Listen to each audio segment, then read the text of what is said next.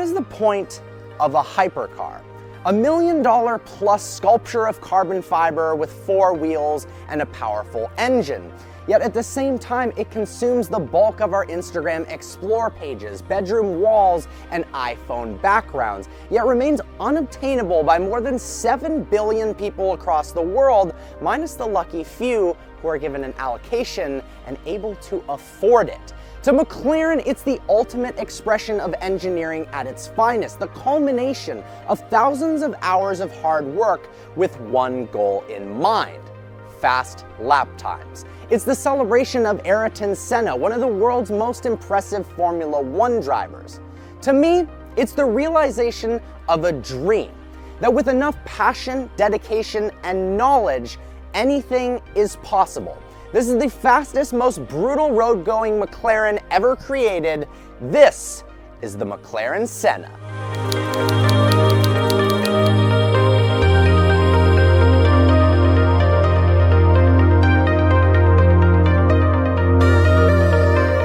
It was 1988 when Ayrton Senna joined McLaren's Formula One team. Behind the wheel of the MP4-4, he claimed his first world title in his first year at McLaren. Over the next 6 years, he won 35 times, instantly becoming a legend. And while his life was tragically cut short during the San Marino Grand Prix in 1994, his legacy lives on through the purest, most technologically advanced McLaren ever created.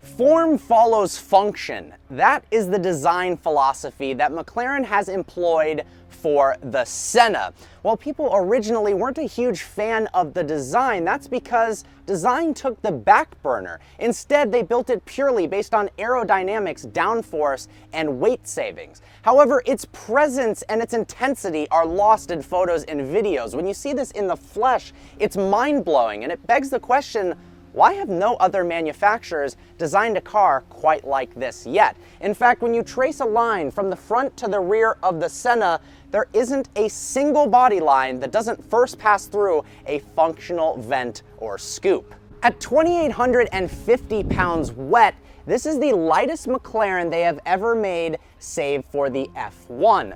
All of the body panels are made of carbon fiber for immense strength and low weight. For reference, this rear quarter panel is just 1 millimeter in thickness. The rear wing weighs just 11 pounds, yet can generate 100 times its weight in downforce. 1,100 pounds of downforce from just the rear wing, which works in conjunction with the active aerodynamic flaps in the front, which, by the way, you can color however you like. And yeah, I'd like a small loan of $1 million because this costs $960,000 US as a base price, and they're all sold out. We are now inside of the McLaren Senna. The trend of weight savings continues to a very intense degree in here. The entirety of the interior components weigh just 132 pounds. Yes, that's including both seats, the steering wheel, every single panel in the interior. Even the seats themselves are crafted using carbon fiber shell technology. They're actually hollow in the inside, which saves 33% as compared to a full carbon seat.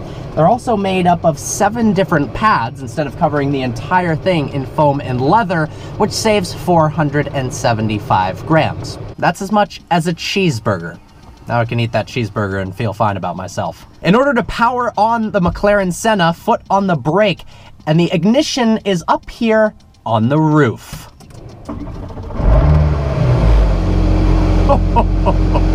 Both the engine and transmission mounts in the Senna are completely rigid. It's essentially bolted down to the carbon fiber tub, which means when you fire up that engine, your entire body and the entire car shakes violently. And that is an amazing thing. This car is so unbelievably raw. This car feels raw and aggressive even when you're stationary. We'll go ahead and put it into drive here. Press and hold race mode to activate race. And off we go. I actually just got back from driving the Senna for the first time on the track. We've now got a speed limitation of 50 miles an hour so that us journalists can talk to you guys about what it's truly like to drive. But it took me a solid 10-15 minutes after stepping out of the car to truly internalize how insane this thing is to drive. Let's talk performance. We've got a 4-liter twin turbocharged V8 producing 79 more horsepower than a McLaren 720S. It's also lighter than a 720S as well. Now, given how fast the 720 is, I think you can understand how truly unbelievable the acceleration in the Senna is. We've got a new racing-inspired dry-sump lubrication system, as well as a flat-plane crank V8 and light-rate connecting rods, as well as pistons that help boost the power up to a total of 789 horsepower and 590 pound-feet of torque. Considering this thing only weighs 2,850 pounds, the acceleration is beyond brutal. 0 to 60 happens in a face-ripping 2.5 seconds. The quarter mile in 9.8. Those are likely a couple tenths conservative, considering the 720 was able to do both those figures according to Motor Trend. But what's truly the most impressive part of the McLaren Senna are the brakes. These are McLaren's first ever use in a production car of CCMR technology brakes. They're a hybrid between full carbon racing brakes and the carbon ceramic units that you find on a normal high performance road car. They take 7 times longer to make, 7 months for each rotor, than normal carbon ceramic brakes, and they make a huge difference. I have never, ever experienced a car where you can go 180 miles an hour, slam the brakes all the way, and end up stopping short of the corner because you braked too early. The confidence that these brakes inspire alter your perception of reality thanks to that massive active rear wing, as well as the active front splitter. Oh, I'm in love with this thing. The only complaint I have about the Senna is that I don't have one. Visibility in this thing is phenomenal for track use. You can place the car on the road very easily, and I thought stepping behind the wheel on a racetrack of a $1.5 million spec Senna would be intimidating and terrifying. And yes, I'm driving 50 miles an hour right now, so it's not all that scary, but as you'll see in the next set of clips, even that, at full tilt at over 175 miles an hour, the Senna feels composed. It feels like, yes, we can do this. Just push it a little harder, it's gonna be okay. And it really is. I forgot most of the way through the laps initially that this was legal to be driven around the road. That this is allowed to be on the road with a Toyota Camry. The brakes, for instance, 124 miles an hour to 0, 200 kph to 0, takes just 100 meters. And at Silverstone, on the back straight, you can be on the gas 82 feet longer than the McLaren P1. That means you are accelerating for those extra 82 feet, not just coasting along at the same speed, accelerating for those extra 82 feet, and then slam on the brakes, and you can make the corner. And the P1 is obviously, with its sub 7-minute Nürburgring lap time, an incredible performance machine, but this takes performance to a level nobody has ever seen in a road legal vehicle. Let's hop out of the car now and speak with Bruno Senna, the nephew of Ayrton Senna, about what makes this downforce possible and truly explain the aerodynamic elements in a way I don't feel comfortable doing. So I've got this incredible opportunity here to talk with Bruno Senna. Thank you so much for being a part of this, who is Ayrton Senna's nephew, and of course your last name is on this car. I've just driven it around the track. My mind has been altered, and I wanted to ask you a couple questions. I know it has 1,764 pounds of downforce, but you explained to me earlier the reason behind why there's 2 levels of the wing and why the stanchions come over the top. Could you talk a little bit about that? Yeah, you see the wing is a very complex shape. We are able to work the air much harder on the edges of the wing because the airflow that comes here is much cleaner than the airflow that comes in the center of the wing. Of course, we run the pylons coming in front of the wing, not attaching to the bottom, because actually the bottom of the wing is what really generates the airflow. The airflow attaches to the bottom and it sucks the wing down rather than being pushed down. And you have the two planes because the main plane corrects the airflow and the second plane really forces it up, and that's how it goes. You see the center of the wing is a bit flatter because the airflow that comes over the car is a little bit less coherent, less ideal. So if you work it as hard as the edges, you might get some instability on the rear wing and you just lose efficiency. So it's a super complex rear wing. It is unbelievable, and something you explained that I didn't really think of, it makes total sense, is if you had the pylons on the underside of the wing, you're actually losing surface area where air can pass through underneath the wing, but by having them up on top, you've got that extra space. And he has the carbon fiber one that I saw at the Geneva Auto Show. Unbelievable. Thank you very much. My pleasure, thank you. All right, so we are back out on track, only this time there is no 50-mile-an-hour speed limit. I've got a full-face helmet on, a Hans device, and a professional driver in the passenger seat. And we get to have a little bit more fun behind the wheel. Now, I'm not going to be talking too much because I'm going to be focusing on the ridiculous performance of this thing, but hopefully from the different vantage points you're going to be getting, you'll have a bit of an understanding of the level of just unruly performance the Senna has. For those people out there who are going to claim that this is just a 720S with a body kit, if you drive these things back to back, the level of grip and just how impressive those CCMR brakes are, it's just unbelievable. Is it worth the extra money over a 720? I mean, it's worth 5 720s if you're asking me. This thing is just literally the most breathtaking, unbelievable piece of machinery I've ever piloted.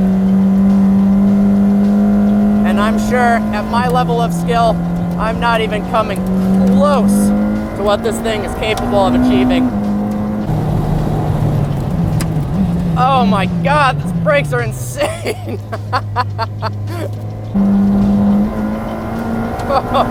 The acceleration is ridiculous.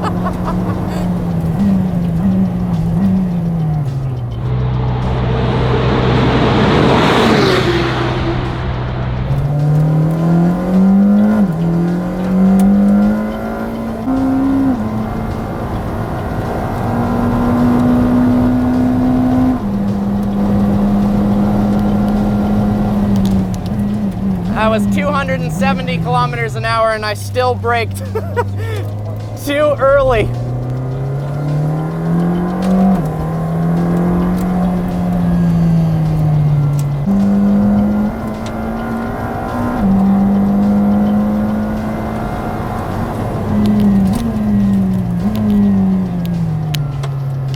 The fact that this isn't even the track-only Senna GTR is just mind-boggling. I can't even imagine with more downforce, less weight, and slick tires what this thing would be like. Unlike the 720 and the 570, which in the lower RPMs, if the steering wheel is pointed at an angle not perfectly straight and you're coming out of the corner, it seems to limit the throttle a little bit. This thing, you gotta be careful. I mean, 789 horsepower rear-wheel drive.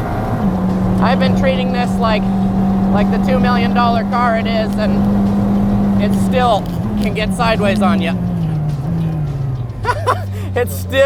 You can still brake deeper. That's just unbelievable.